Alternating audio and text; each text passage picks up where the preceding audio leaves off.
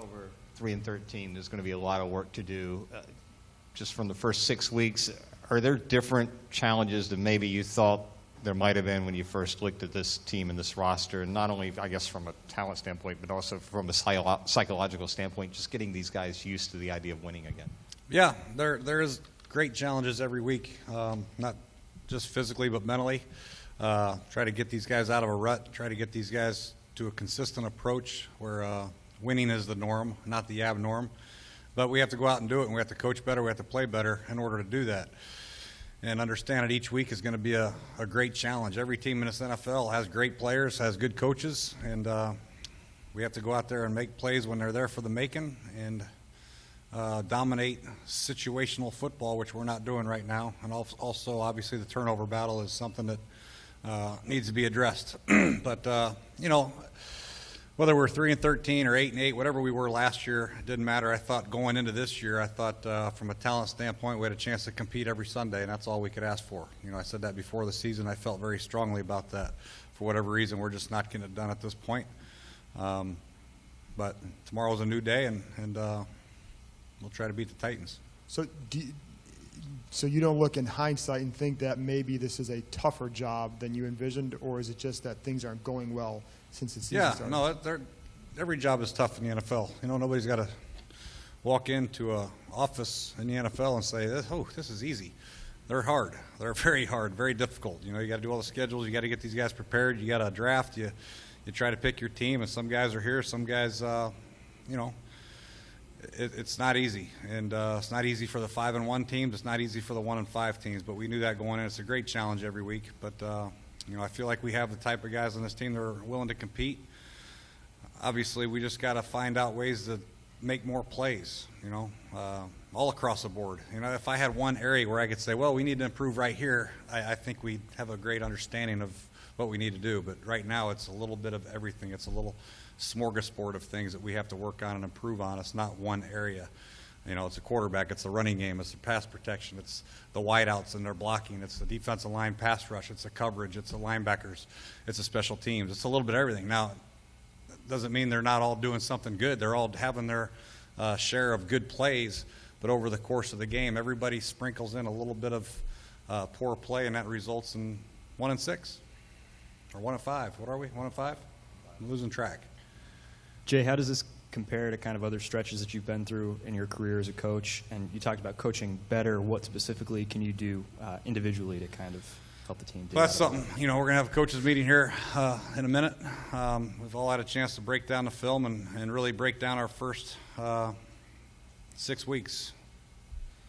So we just have to address what we're doing and see if there's anything we could change or address to do something better. It's recognizing where the change needs to be made is something that coaches have to do. Staying status quo is not good enough, obviously. So there's some things we're going to have to address, whether it's changing the way we're practicing, the way we're meeting, the plays that we're calling, the defenses that we're calling, something. But we're going to, work to figure out a right remedy to get this thing fixed as coaches, and hopefully the players will come in and be willing to compete to make the necessary change that they have to make. Jay, along those lines, and you've kind of made some mentions over the last week or so, has some of the take what you show in the meeting room and on the practice field and what we do in the meeting room and in the practice field over to Sunday, has some of that challenge been maybe greater than you expected or tougher than you expected? Yeah, there are some instances where we work specifically on a look, and we get that look in the game, and we don't get the results that we should get. So some of that the players have to take accountability. Some of it bad play design or bad defensive design, bad special team design, the coaches will take responsibility. It's a little bit of both, to be quite honest with you. I'm not going to sit here and blame the players for poor execution, and I don't think the players can stand up and say it's the coaches for poor game planning. I think it's a combination when you have the record that we have, and as long as we all understand that, we're all willing to accept the fact that we're all letting the city down, the better chance we have to get out of the rut. Jay, you mentioned the many areas that need to be worked on. Is there a way to prioritize what's most important, or how do you kind of go down that list and say we need this first, or do you not do that? Yeah, no, I think you just have to go back and watch where we think we're failing. And right now, offensively, I think third downs right now for me, if the first thing in my mind is third downs in the running game, I think we have to do a better job. So that's something that's going to be addressed here very shortly this week. And then defensively, I think it's communication and just making sure that guys are doing their job, basically. You know, there's a lot of times we're calling defenses to get them in the right situation for whatever reason. We're not getting a flat defender out there, or we're not getting the hook defender where he's supposed to be, or what have you. So it's just possibly one guy that could be 10 guys doing exactly the right thing and one guy screwing up, and it seems like there it is. There he is, just right there. But so there's some. I wish we had it more down to one part of the game, but really it's a combination of a lot of things, and we just got to keep coaching these guys. A lot of these guys are young players, getting a lot of reps for their first time in their career, playing key positions. I mentioned that a couple weeks ago.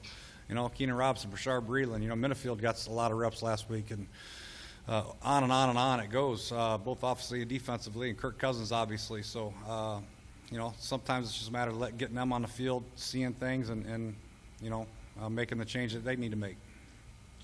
Jay, with like you talk about third downs in the running game, my guess is they're kind of related just because you get better runs on first, second down, better third downs. But is there anything else besides that sort of relation that you can look at on third down and already maybe point to? And is it, you know, whether it's just, again, execution, play calls, or anything? Yeah, like a lot that? of it is a little bit of both. Execution, play calls. You know, we had a couple third down and shorts. We had just simple bubble screens out there. We had great looks. We had 3 receivers over 2 defensive backs. We got to block the 2 guys, and we get an easy first down, and we don't block them, and we run it wrong. And we run another one later on, and Kirk's late to throw it, and it's picked off. I mean, these are simple plays that should be easily executed for whatever reason. We weren't clear on the detail, and that's on us as coaches. And then, you know, things like that should be fixed quickly. They should not happen in pro football. But they did yesterday for some reason. They killed a couple drives.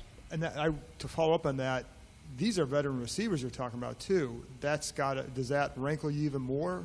Well, yeah, that? sometimes when you have veteran receivers, you assume they know more than they do. And it's our job as coaches to make sure we prioritize and really get it taught the right way. And if they're not doing it the right way, that's on us, because we know that they're good football players and they should know what to do. But if their effort's poor, then that's on them. But you know, it's a combination of things right now in some key situations. And then, you know, sometimes we'll miss a throw, maybe miss a protection. I can handle a tackle getting beat by a good pass rush, or, you know, a cornerback making great pass coverage on the ball and getting a knockdown. But some of the easily executed plays that we should be executing that we don't, those are ones that I have a problem with, and those are ones that we got to get fixed. Hard enough to make 3rd and 8 as it is, but when you don't execute it the right way on easy looks, that's the problem. Jay, Brian Rakpo was in and around the pocket yesterday. Couldn't finish off any of the sacks. How would you evaluate his performance in the first 6 games, and have you been pleased with his production at that spot in the first 6 games? Well, obviously he's probably disappointed in his production. We would have thought he would have more production, a forced fumble or 2 or 3, and a bunch more sacks.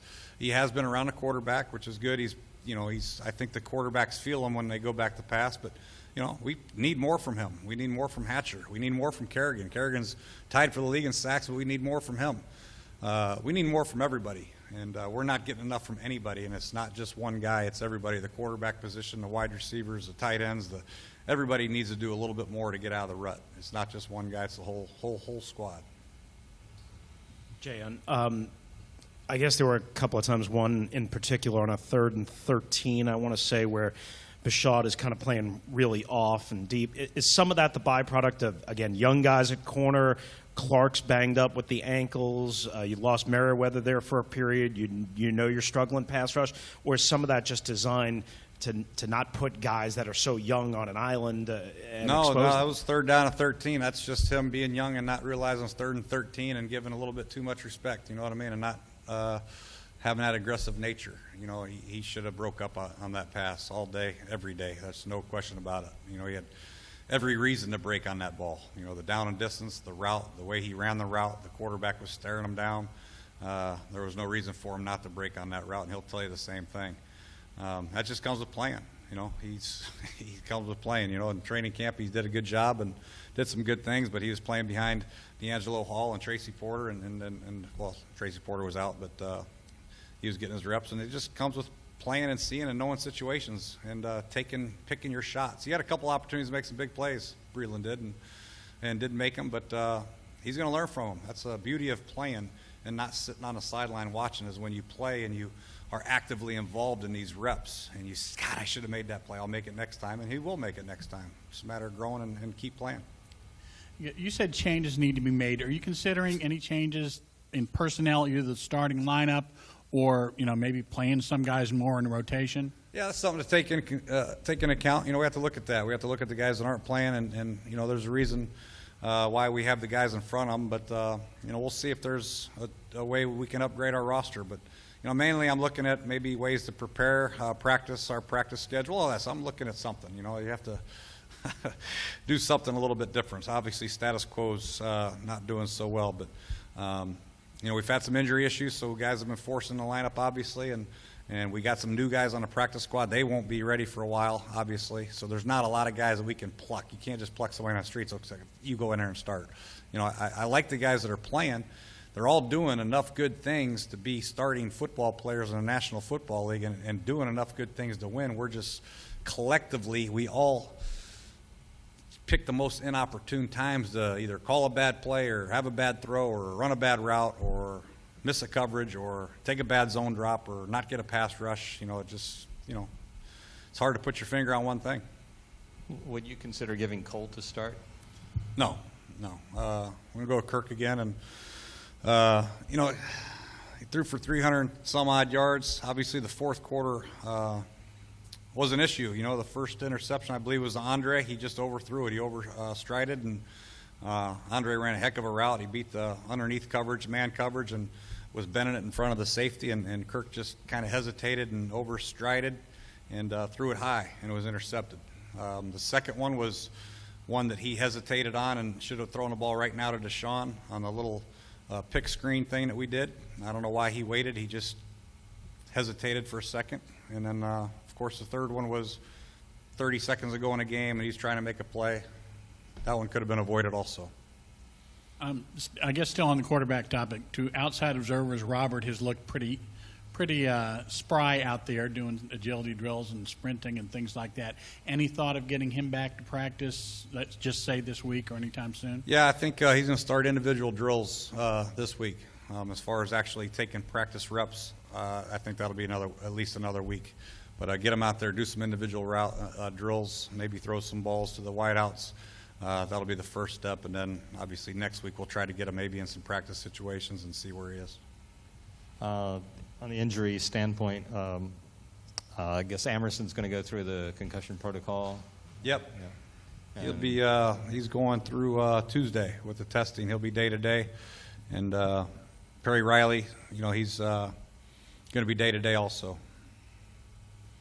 Everybody else should be limited. Ryan Clark is limited. He re-aggravated his deal a little bit. Akeem Jordan, mild aggravation. Brian Arakpo, soreness to his ankle.